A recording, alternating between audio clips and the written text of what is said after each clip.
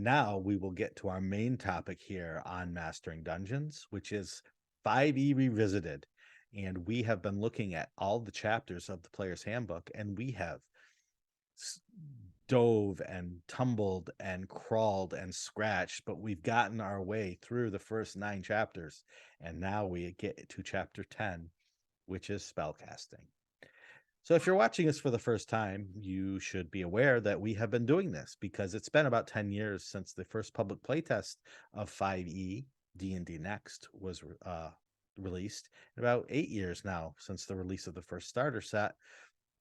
So Teos and I wanted to take a look back at the game, see where it was, where it is, and maybe where it's going. And that brings us to spellcasting, where magic permeates the worlds of D&D and most often appears in the form of a spell. So let's talk about what D&D is and what the game tells us it is. The game and the designers of the game have told us that D&D is an exception-based game where the rules tell you what you can and can't do until another rule comes along and provides an exception to that. So guess what? You can't cast spells unless you have a class feature or a feat or a magic item or some other vessel through which you can cast spells. And so when we talk about spellcasting, that's what spellcasting is. It's this huge exception to this rule of how you can interact with the world, particularly with combat, with damage. Yeah, it's a good point that it's like an exception to the entire game, right? Like it's like you get to this chapter and it's like, nope, we're changing this all now. Yep, everything changes. We're going to add a bunch of new rules in order to facilitate this spellcasting into our game. So as we go through the chapter, we will answer a few questions. The first question is, what is a spell? Well, a spell is a discrete magical effect, a single shaping of the magical energies that suffuse the multiverse into a specific, limited expression. Now, while this may seem to be just fluff text, it really shows something that may not be true in some other fantasy sword and sorcery games that Or you novels, may have especially, played, right? Or or movies. novels or movies, is that magic can't be used to just do anything at any time, right? It has to be wrestled into a shape that is limited in how it is used, what it can do. So you can't just say, I use magic to do this thing that I want to do, as you might be able to do in a Fate game that uses magic. Yeah. So what are some of the things that constrain spells? We get a list, thankfully. Spell level.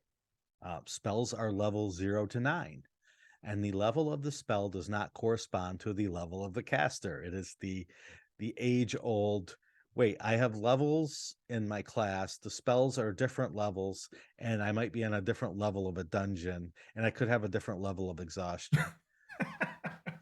Okay. Yeah. Yeah. Yeah, we've been wrestling with that one for years. Luckily, monsters don't have levels. In this They edition. have, yeah, they have challenge ratings, but you could see how they could call it levels, and we could really get messed up.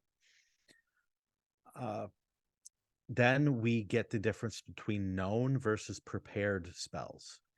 So before a spellcaster can use a spell, they must have the spell firmly fixed in mind or have access to the spell in a magic item.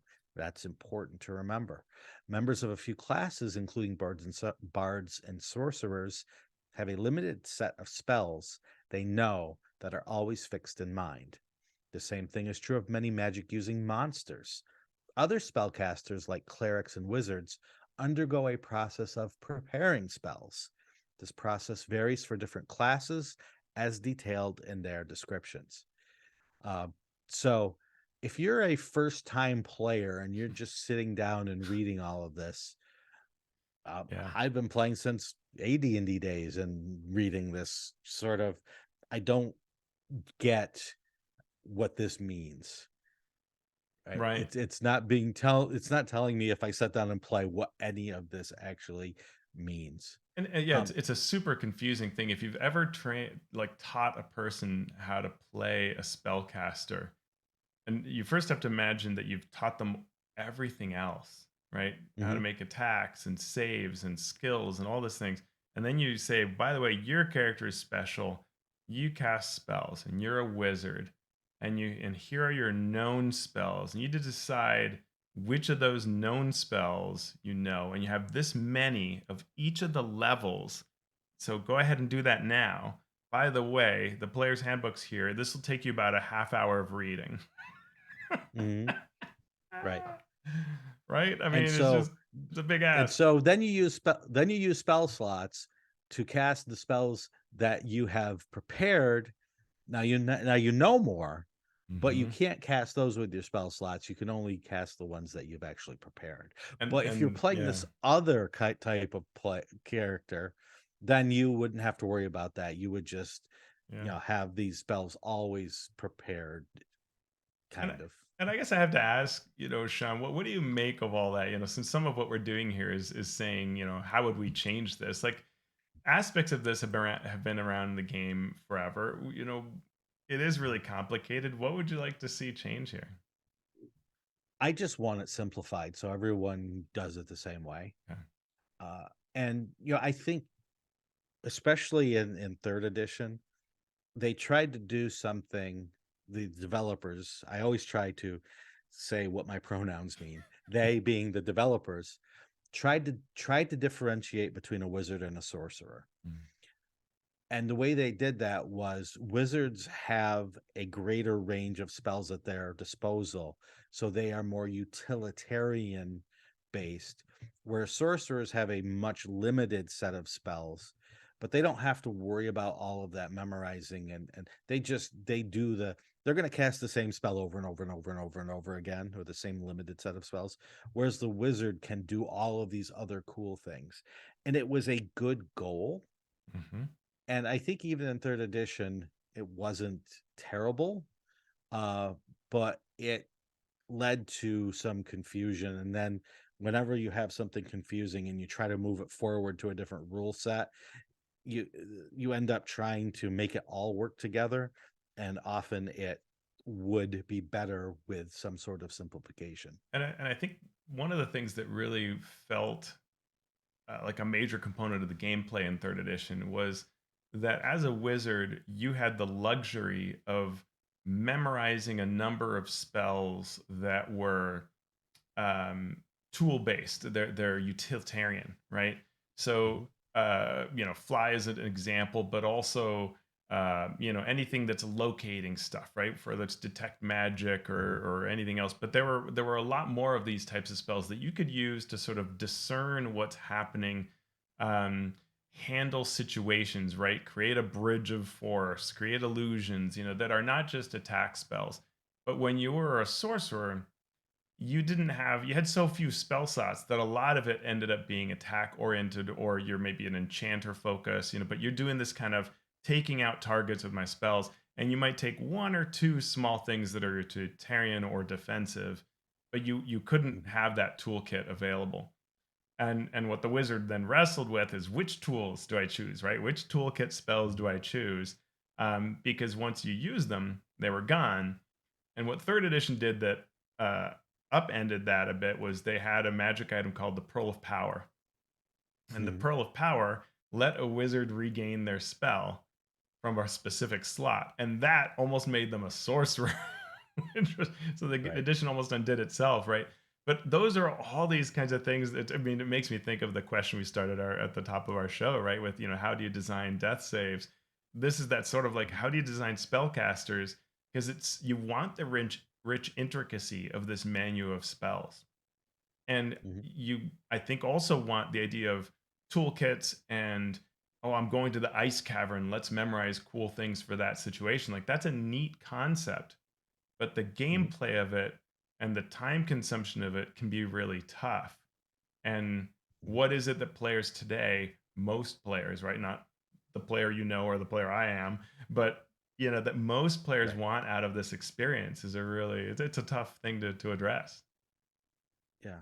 And part of it goes back to the question that I probably bring up at least once an episode, which is, what do you want the game to be? Mm, Do you want the game to be a resource management thing? Because there are ways to solve this problem, which is rituals.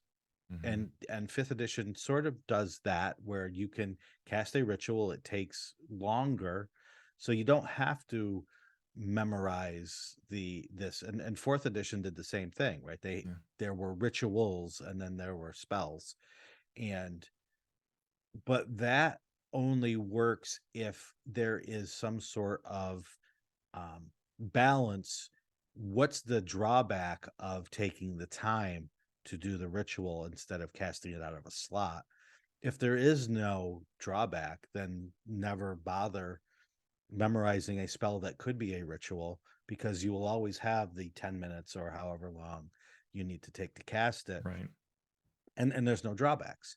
So uh so even that needs to be taken into account when you go through the process of trying to figure out how to best create this game for the most users Yeah, that are going to yeah. be partaking. Yeah, absolutely.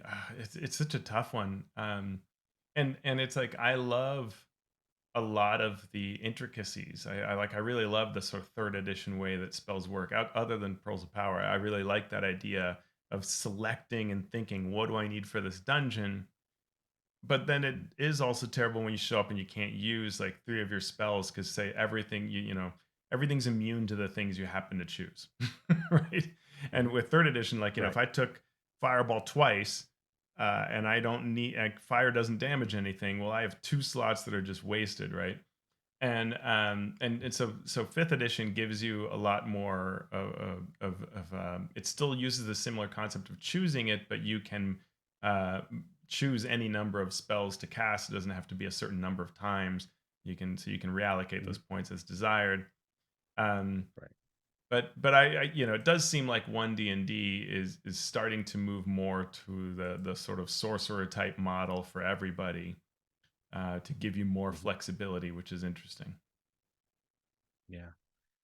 Cantrips were made to Mm. solve this problem. Oh, you have only fire spells and you're fighting a fire elemental. Well, use your cantrips to do these other things, and you'll have these spell slots later. But again, the resource management pacing part of the game says, well, if this is the only big combat we have, and I'm just sitting here doing cantrips, I feel like I'm not doing as much as the other players. So me saving these spell slots doesn't do any good.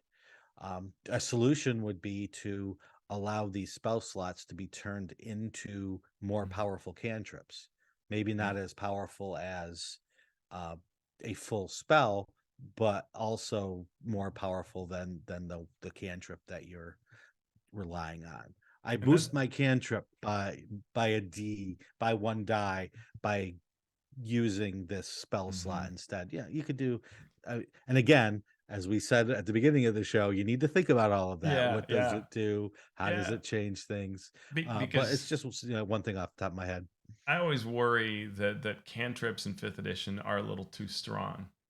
There are too Mhm. many classes where the cantrip is just so good, and the only reason you don't use it is because, well, you need AOE or you need to impose a level of control on your target, so you're choosing some of your other options, or you need something defensive. But just Toll the Dead is so good that unless you put up Spirit Guardians, you're sort of done, and Spiritual Weapon, and that's it. Like it's too much like that, and I think Right. that's a dangerous place to be. We're a little too much where the dial favors cantrips and Eldritch Blast, things like that, where there's just not enough variety. So I think that if someone were to say to me, hey, let's make that you can burn a spell slot to do a cantrip, I'd say cool, but I'd rather it feel different. Like, I don't know, you're adding Mhm. an element or something that would lead to description and the feeling of it not just being, I told the dead Mhm. harder, but do something with it, a little Right. differently, right? Yeah, but those are Mhm. all hard because now you're complicating things, and so maybe that's not what you want to do. Yep. But I think that I would want to look at Then we cantrips and figure out how to dial them back a little bit. I think they're it's a little too easy for classes to rely upon them, and I don't think that was the intention of it. The intention was when I don't Mhm, have something cooler to do, this will work okay. Not it is the coolest or most effective thing to do. mhm. Then we get a description of spell slots. So, regardless of how many spells a character knows or prepares, they can cast only a limited number of spells before resting. And that's what spell slots are there for. Mhm. Again, resource management. Uh, it goes back to the roots of the game in that way. And are they even necessary? Maybe, maybe not. How many times past third level have you, as a player of a full caster, not a Mhm. paladin or a ranger, but a full caster, run out of spell slots in the day? No, it doesn't happen much, and it used to happen more. Like in third edition, at big events, big adventures that were hard challenges, you would see people run out of all of their spells. It didn't happen a lot, but it could happen, and certainly your good ones could be used up. But I feel like fifth edition has too many spell slots. And even on Mhm. say my ranger, like I seldom use up everything. And my cleric, oh, it's a billion spells that I can choose from and use. And so you may not have exactly what you want at a particular moment, but you don't really tend to run out even when you're in a dungeon situation. And so I would probably want to look at that and address it a bit. uh, Fourth edition tried to obviously do this, right? It tried to really look at what if I take spells and I make them powers like everybody else, and you have some that are Mhm. encounter, and so that's very easy. You use it once, and that's it until the next encounter. And some are dailies, and so you got to decide whether you want to hit with that big daily and use that up, and you won't have it until you take a long rest. And then you had your your at wills that you could do all the time, and that was, I think, in some ways it addressed this question really well. It had other drawbacks, but it certainly did that resource side of things. It was all very clear to everybody who Yeah, played the game how that was working. yeah. It turned everybody into a caster, right? That was Your the other fighters were problem. casters. They, Yeah. Yeah, it yeah. really did that. And fifth edition Well, retreats to that, right? It goes for back some in it was a problem. time. Well, yeah, yeah.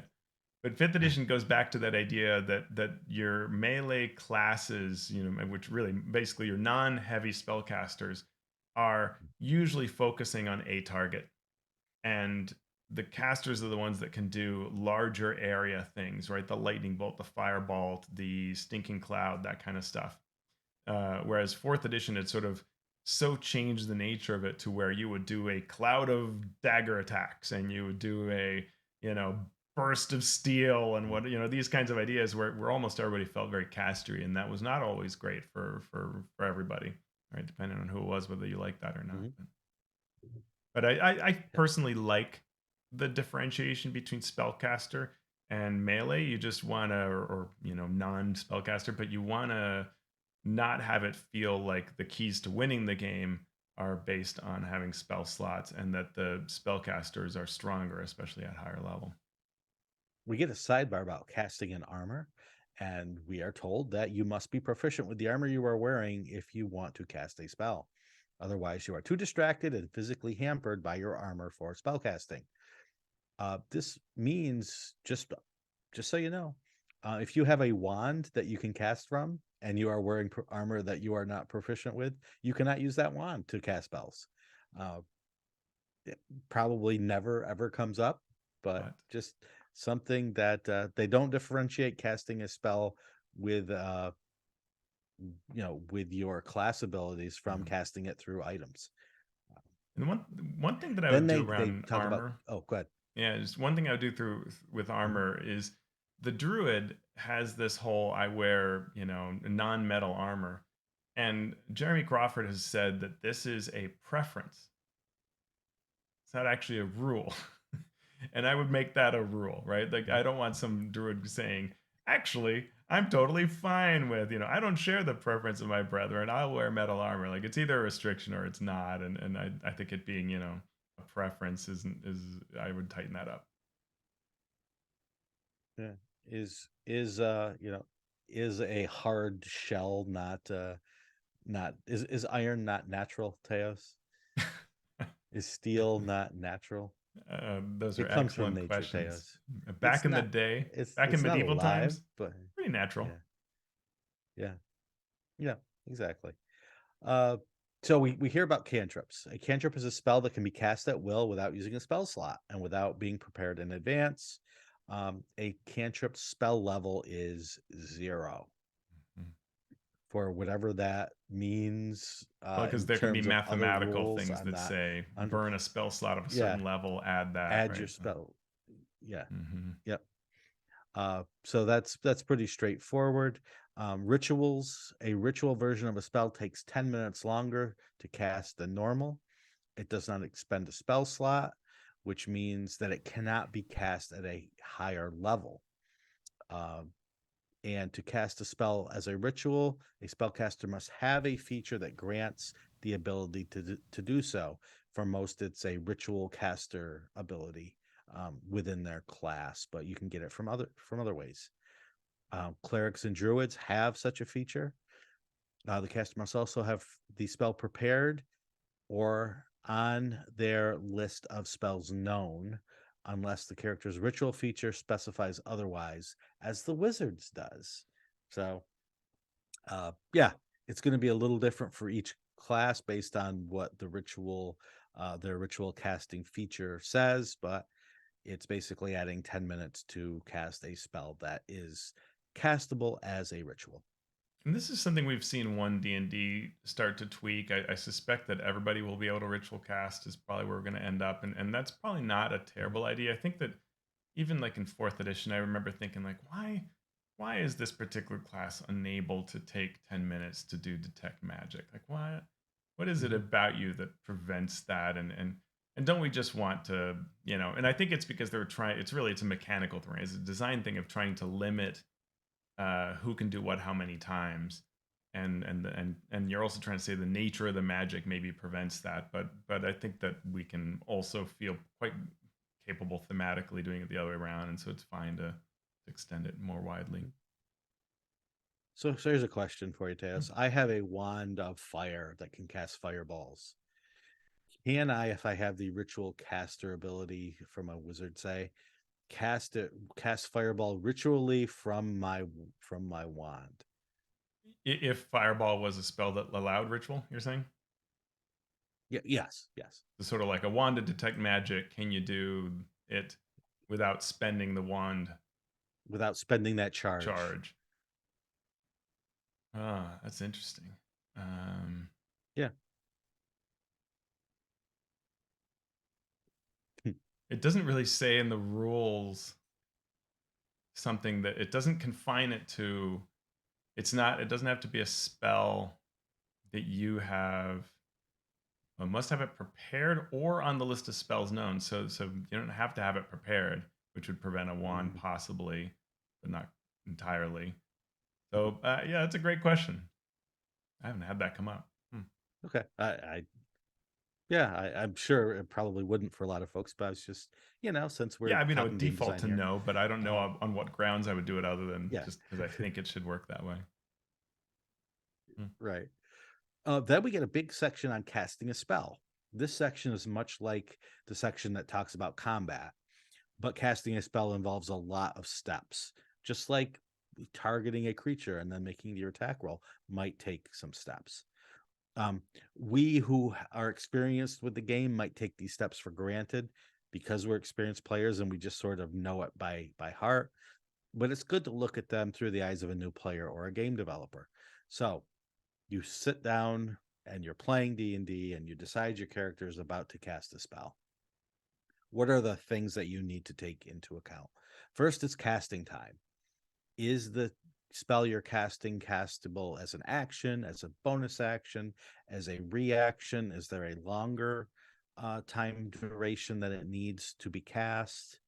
If it's longer than one action or an action, it takes your action each round to cast that spell, and you must maintain concentration for the entire time. If your concentration is broken, you lose that. casting, but you don't lose that slot. Mhm. What else is involved in casting a spell? Well, the bonus actions, they say here that you provided you haven't already taken a bonus action, you can cast that spell. You can't cast another spell during the same turn except for a cantrip with a casting time of one action. And I recall this was something that was Mhm. often missed in the early days of 5e, where folks would gladly, cure that. You'd see this all the time: cure wounds and healing word, right? That would, I saw a Mhm. lot of that, and every now and then I still see it, but it takes a while for someone to say, wait, actually I don't think you can do that. See this thing here, it has, Right. the other one, the non-bonus would have to be a cantrip, like, oh, all right. And that's one of those that just comes up a lot. Yep. um I think, I would reactions often is catch is one of players those trying to things. sneak it by. Yeah. I would I would see players try to sneak it by doing the action first and then Hmm. say, "Oh, and as a bonus action, I will cast this spell." I'm like, "Well, wait a second. The original spell you cast was not a cantrip, so therefore that bonus action cannot happen." Tricky players. Yeah, yeah, yeah. The Yep. reactions, I think, are pretty black and white. They sound confusing when you first read them, but it really is that sometimes it'll be a reaction. Well, that means you can do it. The trickiest thing here in terms of spells, because this is a little away from the reaction wording that's elsewhere, is you can cast it on your round as well. And that's something that I think a lot of people when they're first playing 5e don't understand from a spellcasting perspective. Is it's not just, when someone attacks you, it could be on your turn. Say you provoke opportunity attack and you could use shield as your reaction to defend yourself from that. Mhm. Yep. That comes up a lot with counterspell, obviously. Yes. So you can cast a spell, someone counterspells your spell, you can use your reaction, even though you are casting another spell at the same time, you can use your reaction to counterspell the other uh, NPC's counterspell. Yeah. Then we hear about range. When a spell is cast, you have to figure out its range and if the target of your spell is within that range. Most spells they have feet as the expression of their ranges. Some spells can target only one creature, including yourself, that you touch. So you have to be within touching range of that creature. Other spells affect only you. These spells have the range of self. Some spells create cones or lines of effect or spheres that originate or cylinders that originate from you and have a range of self, indicating that the origin point of the spell effect must include you. Um, Once a spell is cast, its effects aren't limited by its range unless the spell tells you that its range remains limited. I think that's Whew. interesting how they try Uh, to make it kind of simple, but then they're like, but see this other area later. So yeah. which is probably fine because this captures the very basics of it, but then, yeah, you get into cones and things like that, and it does get far more complicated. But it is interesting, as you noted last time we were talking about combat, that they don't break out into the extensive diagrams that we would see in, say, fourth edition with all those images and miniatures and showing sort of where everything would be. This is trying to keep it as simple as it can by just giving you some basic examples up front. Mhm. Then we are told that spells have components: verbal, somatic, and material. So if a spell has a verbal component, you must be able to speak aloud in order to cast it. So if you're gagged or if you are in an area of silence, you cannot cast a spell with a verbal component. Somatic means movement. So if you are trying to cast a spell with a somatic component, you must have a free hand um, to perform the gestures. Free. What does free mean? Who knows? Uh, but Uh-huh. obviously tied up, probably not. Could you cast it behind your back, moving your fingers? Apparently Well, not. and the one that came up is, what if I'm a cleric and I hold a mace in one hand and I hold my shield in the other? Am I able to cast spells? And the answer was no. People go, wait a minute, that's Mhm. literally what I'm supposed to be walking around doing. Like, well, take this feat. Uh, And those, Yeah. those are issues, right? Or well, can I just put my holy symbol on my shield? Yeah, maybe. It's that kind of thing. I think needs some thinking through. Yep. Or if I were doing a new edition, and I would even want to look back, and I don't know how you feel about this, Sean, but I sort of feel like back in AD&D, when I read spells, there was a sort of romantic notion to this of the cool gestures that were being done and the neat materials that were involved, and I had to procure those.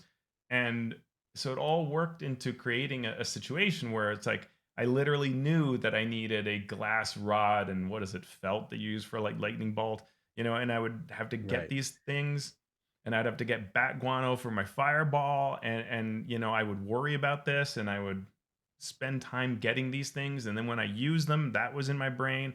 And then even in third Mhm. edition, things like, oh, I'm grappling the spellcaster. So does that spell require somatic gesture? Because I've got them grappled. They can't. Oh, okay, they can't use the Mhm. spell, or oh, that one's verbal only, so they can. This was sort of part of the game, and I feel like in fifth edition none of these things really matter anymore. And so if they don't Yeah. matter and they're not in our brain, they're not occupying that space, even if it says somewhere that Bakuano is used for fireball, if it's not really in anyone's brain, what is this all doing Mhm. here? Am I wrong in that? You are not wrong, and the question isn't whether you're right or wrong, but the question is, should it or shouldn't it Yeah. matter? Yeah, yeah. Um, and yeah, we see what they did with fifth edition, right? We don't want new players learning the game to have to worry about how much bat guano they have on them, literally or figuratively. And so we're going to make components work differently, material components work differently, but we need to give a nod to the nostalgia group, right? The players that remember bat guano from AD&D days. So we're going to add it in there, just as a nod, so it doesn't really mean anything. But you know what, DM, if your players are all about the bat guano, you can make them go find it, but we don't want to bother the new players with this, so let's just keep it between us. And sometimes I'm okay with that, and sometimes I just wish they would dump it all together, Hmm. and then sometimes there might be a thing where I wish they would keep. And but that's all personal preference. Um, and if we're going to build a game that people off the street can learn to play quickly and easily, we need to think more in terms of the let's not worry about these things, or let's make a basic version of the game and let's make an advanced version of the game. And if you are into counting, how many liters of bat guano you have, migrate in this direction. Figuratively or literally, it's up to you. Yes, Uh-huh. exactly. Because in these rules, the material components are told a character can use a component pouch or a spellcasting focus in place of the component specified for a spell. If a cost is indicated, the character must have that specific component before the spell can be cast. And if a spell states that the material component is consumed, then the character must provide this component for each casting of the spell. And a spellcaster must have a hand free to access the material components or to hold a spellcasting focus, but it can be the same hand that you use to perform your somatic components. So if your shield is your holy symbol, then you have the free hand Hmm. uh, to cast the spell because you are holding the focus in your hand. Right. Yep. Uh, so yeah, I mean it's all there. Right. It's But it if you want to certainly be is a D&D. paladin with a two-handed weapon, now we're gonna get into some. You you better hope your sword is your holy symbol. Get your holy avenger out. Oh boy. All right, so some other things that we are going to have when we have to consider when we cast our spell is duration. Is it instantaneous? If it is, then it happens and you don't need to worry about it anymore. Um, is it ongoing? If so, how long is it ongoing? And do you have to concentrate to keep it as an ongoing effect? And we've talked about concentration before. If you take damage or if something comes up that could disrupt your concentration, like standing on the deck of a ship in a storm, then you need to make constitution saving throws in order to maintain that concentration. Mhm. Uh, Yeah, I mean, actually interesting with the Targets. example you Oh, gave. The DC equals 10 or half the damage you take, and it doesn't really whichever number is higher, and it doesn't really say that if something breaks is threatening to break your concentration that isn't damage, it doesn't really have guidance for that, right? So if I say make a yep. concentration check for the being on deck of a ship, I think an adventure would probably just say, well, and the DC is X, but it doesn't really say Mhm. that here, which I think is interesting. Yep. In fact, the A example spell here of will storm have a tossed ship is DC 10 Constitution saving throw. It yeah. doesn't say it could be higher, so but one would presume that it Right, can be. right. I think most people would just default to that 10 unless it was an extreme, Mhm. right? Then you go back to, difficult, easy, very Right. difficult, et cetera, and just sort of make it up from there. Uh, Targets, your spells will target a certain number of creatures or things. So you need a clear path to the target, and we get information about targeting yourself. Um, any thoughts on any of that, Teos? I like that it says here that the default is that unless a spell says it has a perceptible effect, a creature might not know it was targeted by a spell at all. So, crackling lightning is obvious, but an attempt to read a creature's thoughts typically goes unnoticed unless the spell says otherwise. And I like that because in previous editions, it was often really hard to figure out whether someone should know that a spell was cast. And it was a thing that DMs would often be like, oh no, they feel it, they know. And so this here says, well, the default is it's not noticed. And if it should be noticed, the spell will say that. I like that approach to it. Mhm. And for targeting yourself, if a spell targets a creature of your choice, you could choose yourself, unless the creature must be hostile or specifically a creature other than you. If you are in the area of effect of the spell you cast, then you can target, or sometimes must target yourself. So let's talk about area of effects. We have a cone, we have a cube, we have a cylinder, we have a line, we have a sphere. And as Teos mentioned earlier, in old editions, you would get the grid laid out to show you exactly what squares on a grid would be affected by each of these things. We don't get that in the player's handbook. I Mhm. think we do in the Dungeon Yeah, Master's the Guide. DMG has it. Um, but what's interesting about this is when you play Theater of the Mind, um, by saying that something is a 10-foot cube, you sort of you either assume that you have to fill a square completely in order to affect that square. Otherwise, you get players or DMs putting it halfway on a square and then saying, "Well, since this cube actually goes half over this square, you are in that area of effect," which sort of twists the way it's meant to be used. Mhm. But since we don't see the squares here, uh, yeah, it's this. The game doesn't force you to use grids or Right. locations, but it kind of does by bringing this up.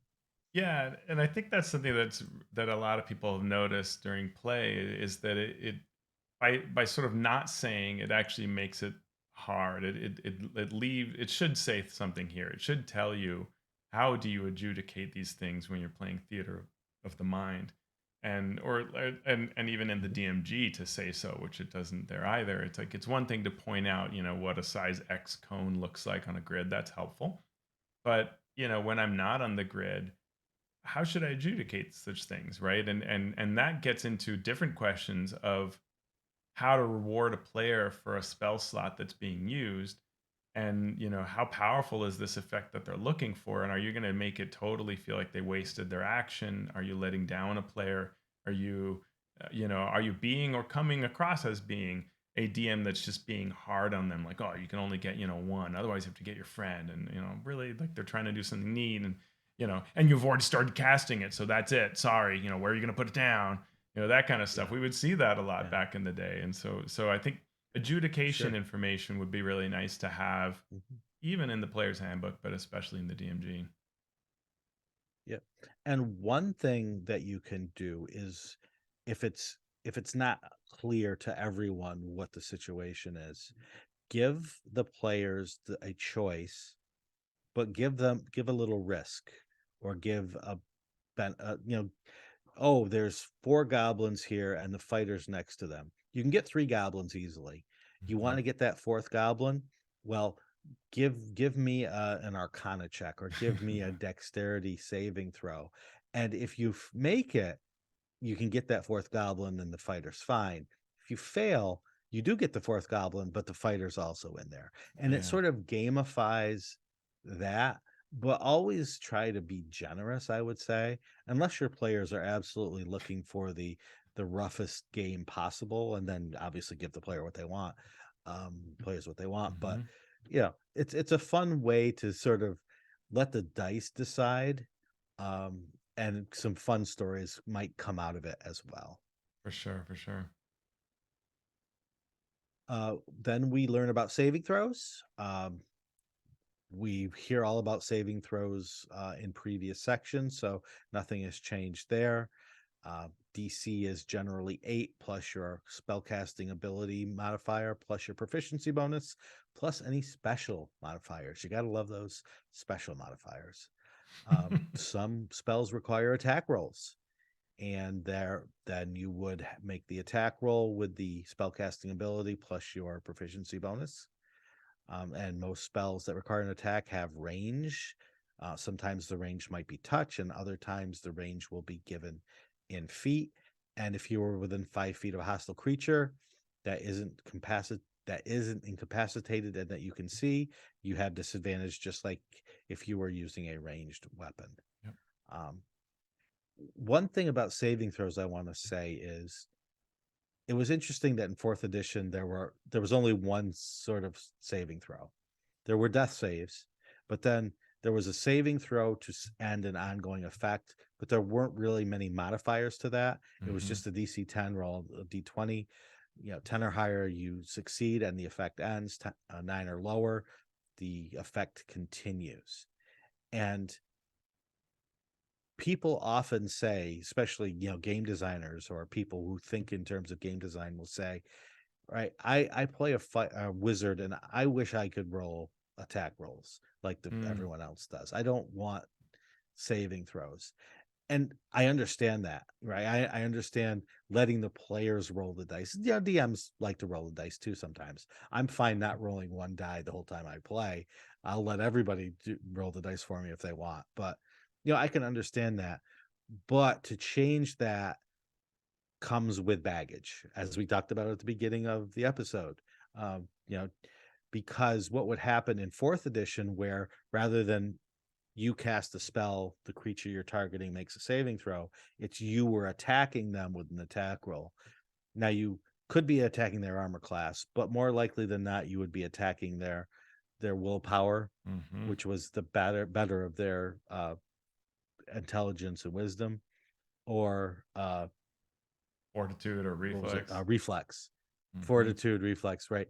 I may have gotten that wrong, so bear with me. But so what would happen then is, with only three things for players to have to worry about in terms of how easy they were to hit, it would be easier for them to bump up those defenses.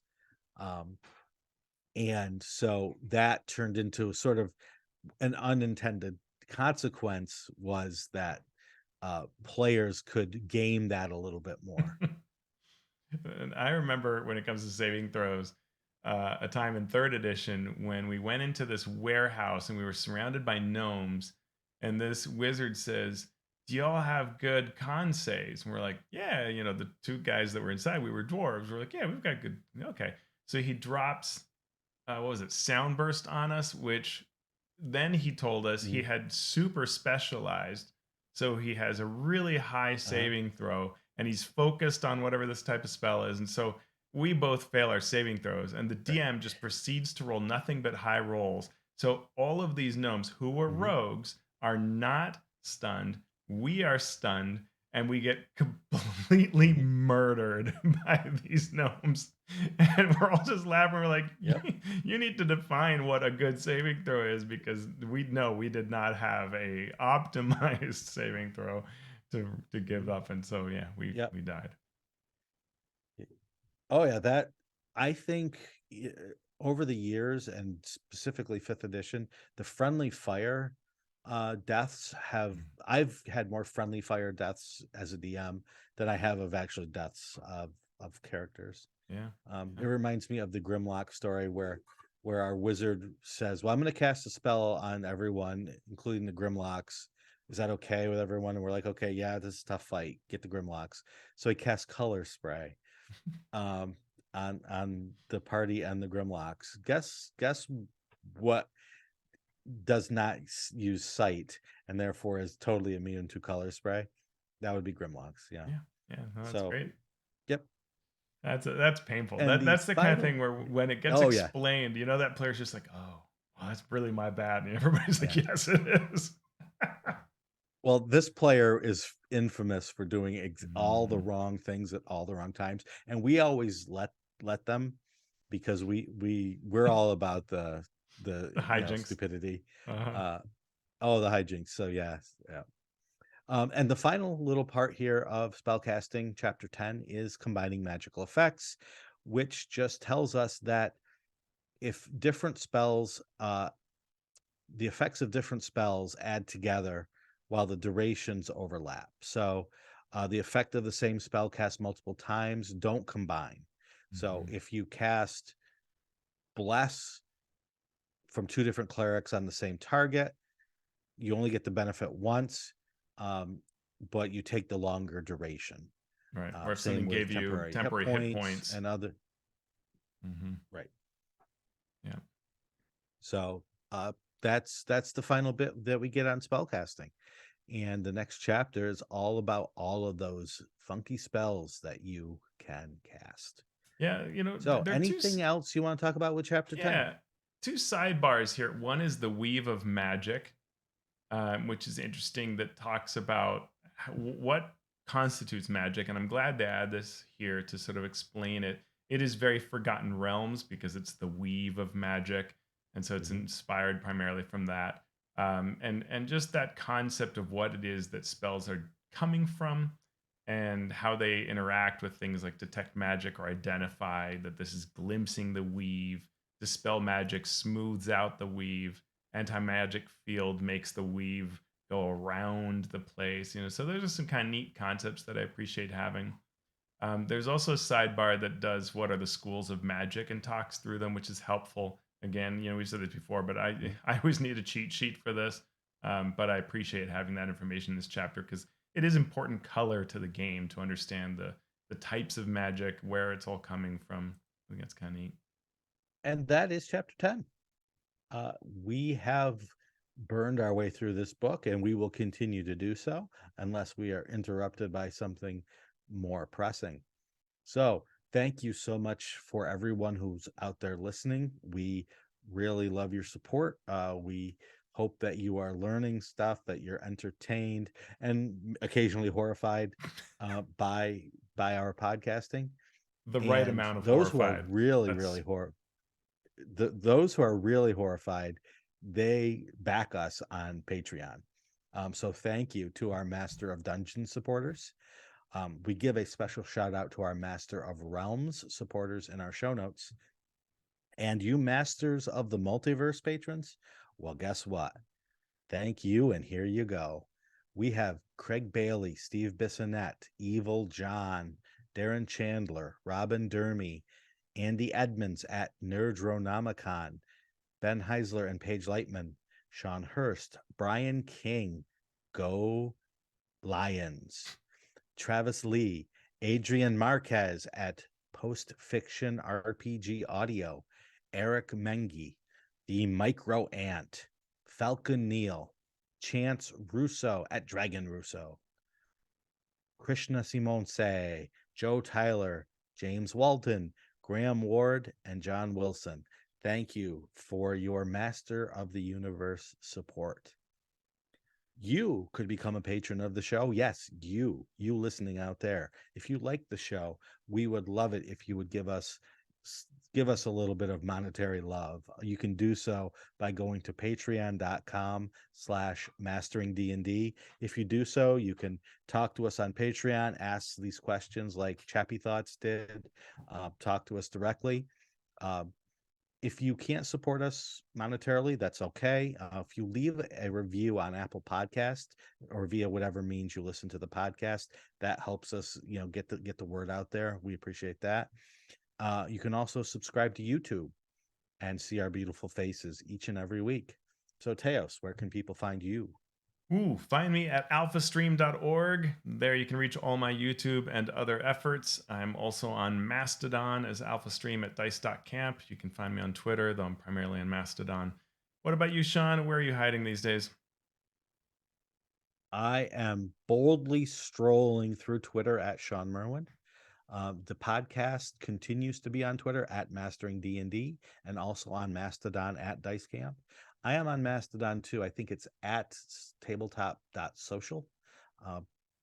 You can always join our community and ask questions on Patreon, or you can leave comments on the Mastering Dungeons YouTube channel. So now, Teos, we know all about spellcasting, and what are we going to do now? Well, we're going to get to the real meaning of spellcasting because I'm going to make a character that's going to be wearing a whole fisherman getup, and they're going to just have a rod and reel and cast those spells. I see what you did there. Yeah. You're not going to pour metal into a mold and cast your spells that way. Ooh, that's the Dwarven Forge approach. I think, yeah, that's really good too. I like that. Both of those are excellent. We recommend them highly for everyone's table out there. Or at the bottom of each of your table legs, you could have all your forecasters there. Or you interview people because you're doing a casting call, and you interview all the spells and you decide which spells you're going to cast, playing the role of Fireball. Okay. I think I'm going to end here because, yeah.